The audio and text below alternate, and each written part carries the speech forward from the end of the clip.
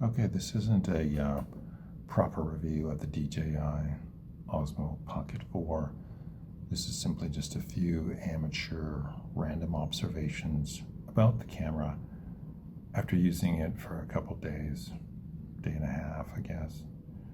The deal was that I rented the camera from a company named Gearbase Rentals in Vancouver BC, and they're a really good company. They carry the DJI Action 4, 5, and 6. They also carry the Osmo Pocket 3, and I wanted to have the pocket camera experience with the gimbal, so I plunked down my $65 and rented it for a day and some change. And you really can't do a proper review of a camera unless you own it for like weeks and test it thoroughly. So that's why you have to take this review or these observations with a grain of salt, because there could be a lot of things I missed. Like, for example, I assume that Gearbase used the Mimo app to update the camera, so it's got all the up-to-date software, but I'm not really sure. But I'm happy that DJI is making these cameras, because not too many people serve the vlogging community. And so it's nice to see a company like DJI trying to make a camera that's specifically made for vlogging.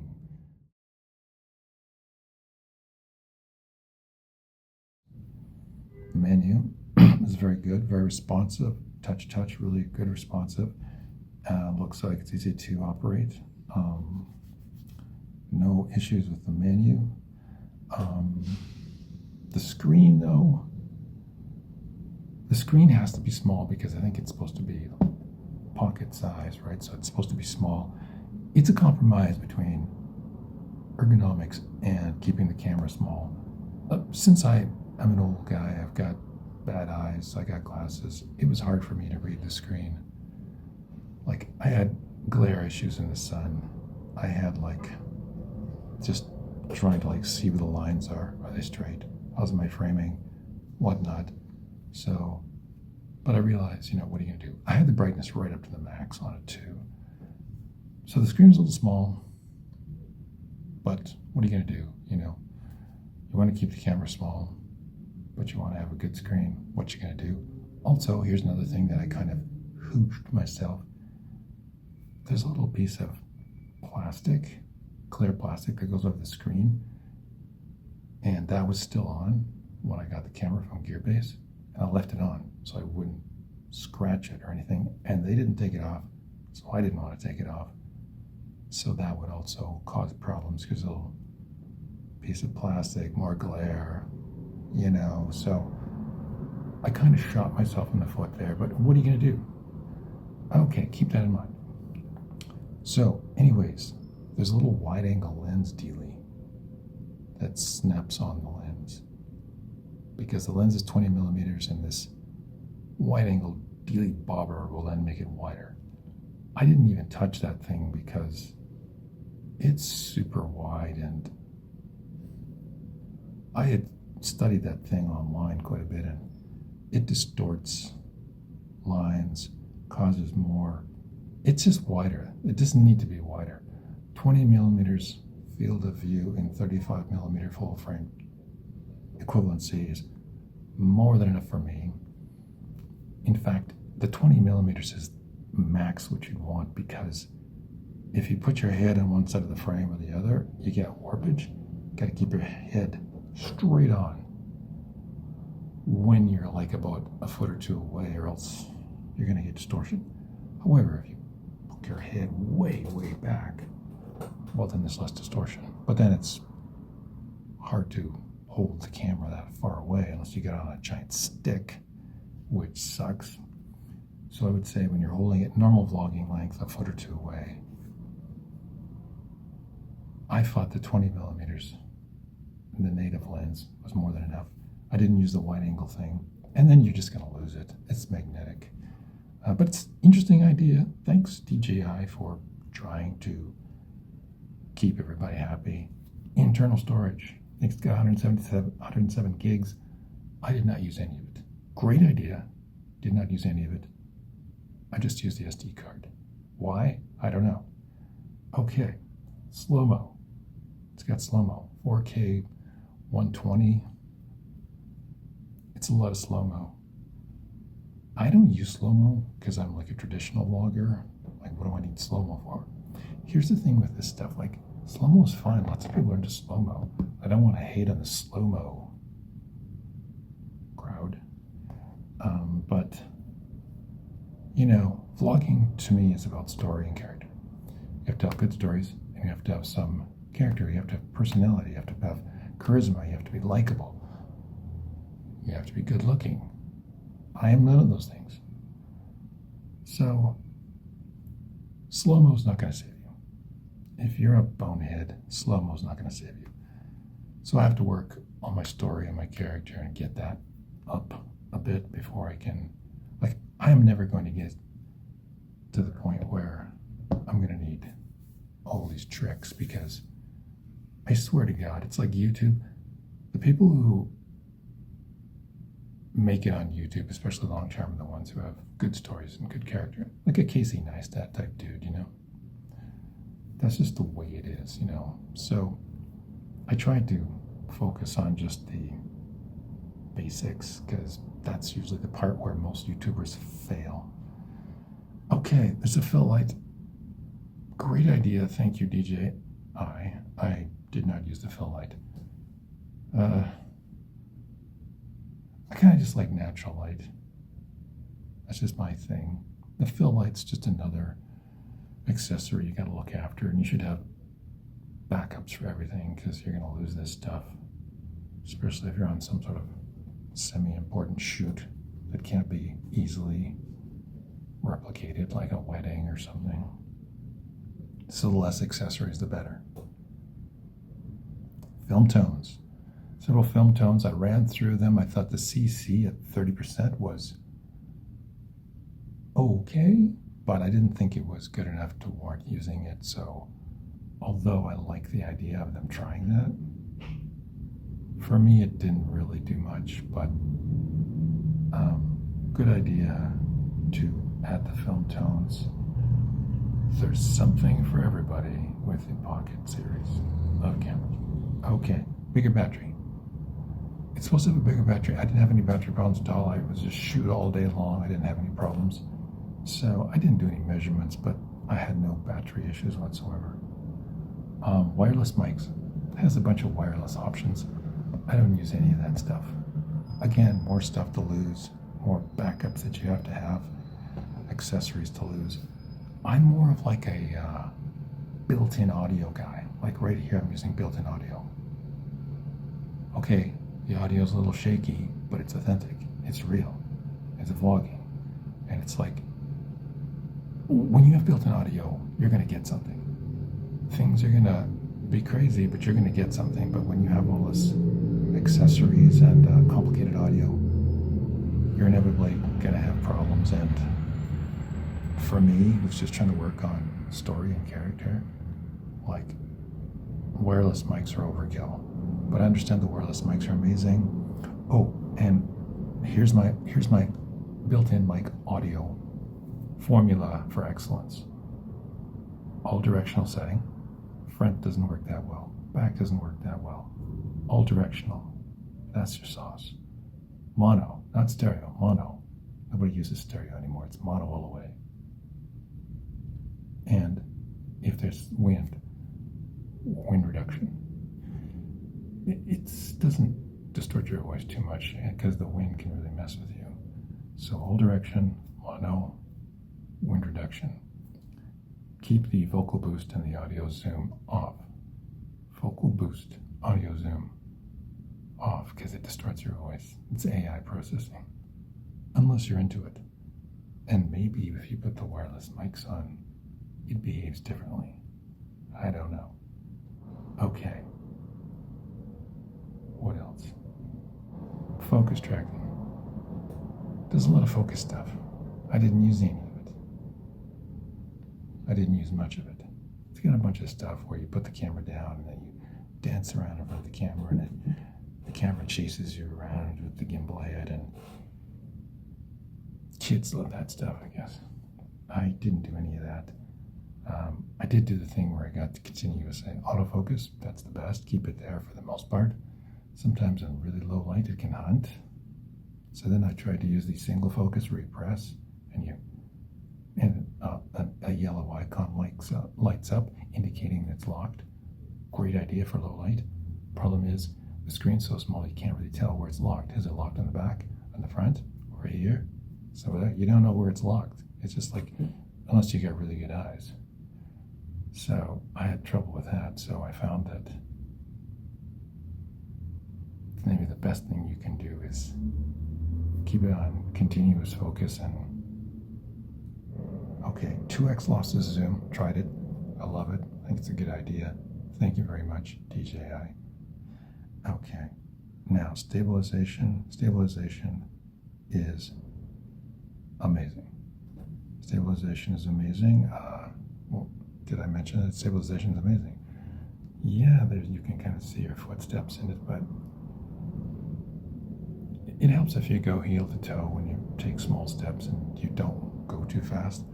Like if you're vlogging, you shouldn't be going too fast. You should go at a reasonable pace, and I'm into smooth footage as a general rule, so I didn't try to walk too fast. I thought stabilization was amazing, especially at night when the shutter has to be low to keep the eyes so low, keep the quality high. I thought that stabilization was amazing because I'm used to shooting with cameras where you have to use EIS, and EIS, like an action camera, needs 250 shutter minimum, or else you're gonna have shake. So the fact that you can keep that shutter low with a gimbal, amazing. Did I mention the stabilization is amazing? Okay, what else do we have here? Dynamic range, 14 stops of dynamic range. Really couldn't tell you. This issue is very subjective, and you have to be a real keener and measure it, and then you have to be a good operator. You gotta know how to shoot in order to maximize the quality of the light in the shot, and you have to, like most people just really couldn't, most people don't have the skill to exploit 14 stops of a dynamic range. They just can't. So I would say it has more than enough dynamic range. I'm happy with the dynamic range.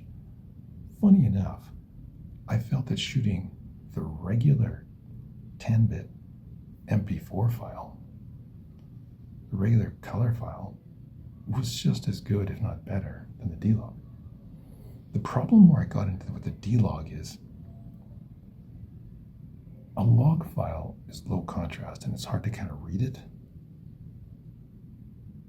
And there's a preview LUT that you can apply, but I didn't feel that worked very well for me. And I don't believe this camera has zebras, so you were kind of guessing the exposure.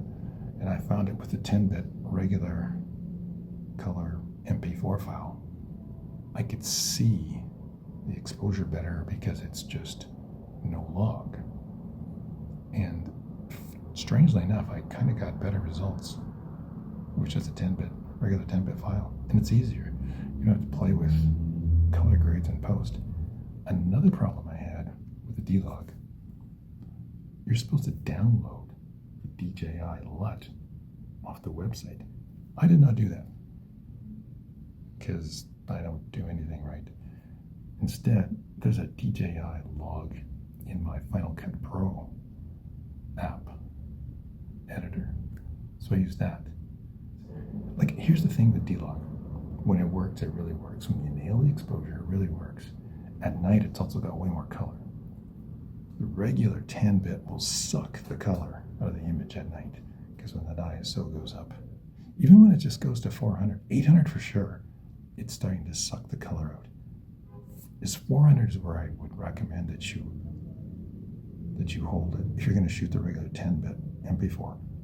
50 to 400 ISO is the range you should keep it. Put it on auto. You can shoot manual, but then if you're shooting manual and you lock everything up and you start moving, well, you're going to overexpose or underexpose right away. So the auto settings are best. And with D-Log, it's 50 to 6400. So at night it can get grainy. It's colorful, but it's grainy, noisy. Or it can. So I just found that the regular 10-bit actually works pretty good. But you got to watch that screen. You got to watch the screen and ride the EV. It's got an EV slider in the side, and you activate it by swiping left, and so it helps if you can really read that screen and watch. But you know what? Most of the footage on YouTube, all of the faces are blown out. Everything's blown out or under.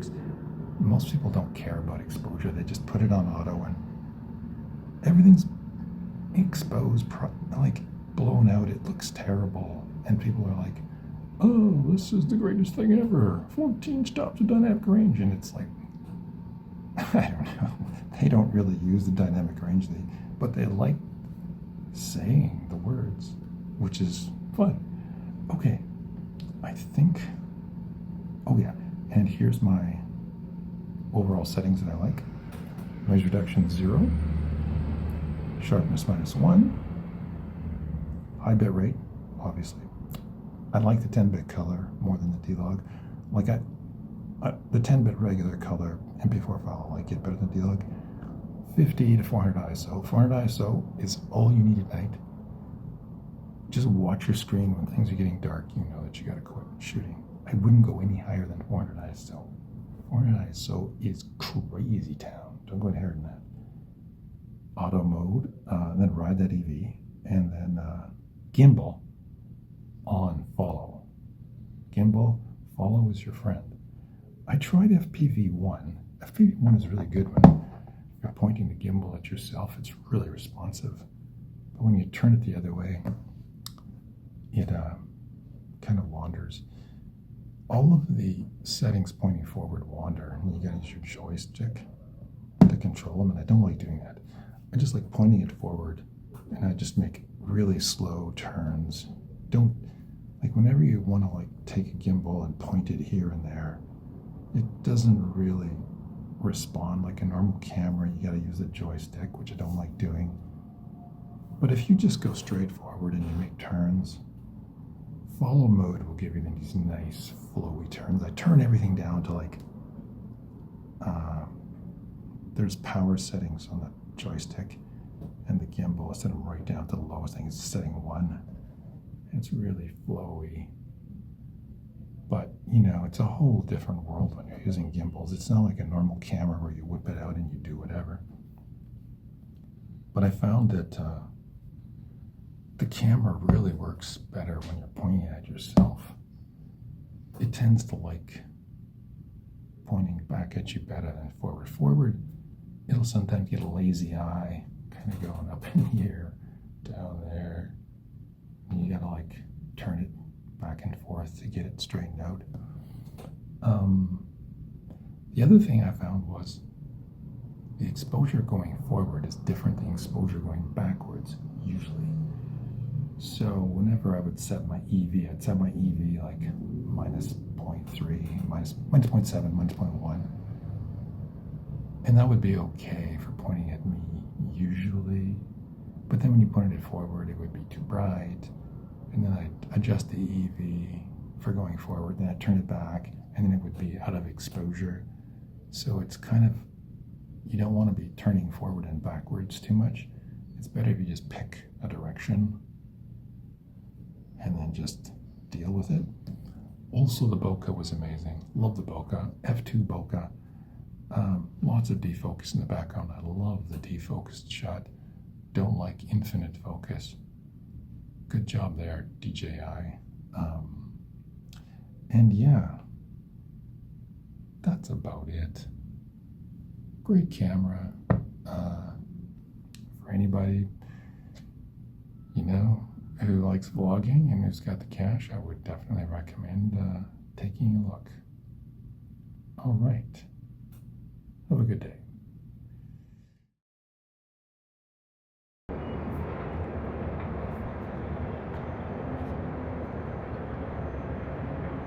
Very specialized tool. Very cool. think if you were going to have the gimbal experience, this would be a good place to start, rather than buy like a traditional camera or a phone and then buy a third-party standalone gimbal. That's way more hassle. I think this would be better. It's all in one.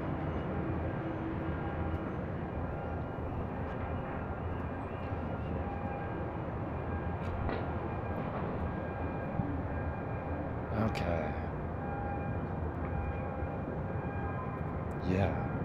I could really use with a screen that's about double the size.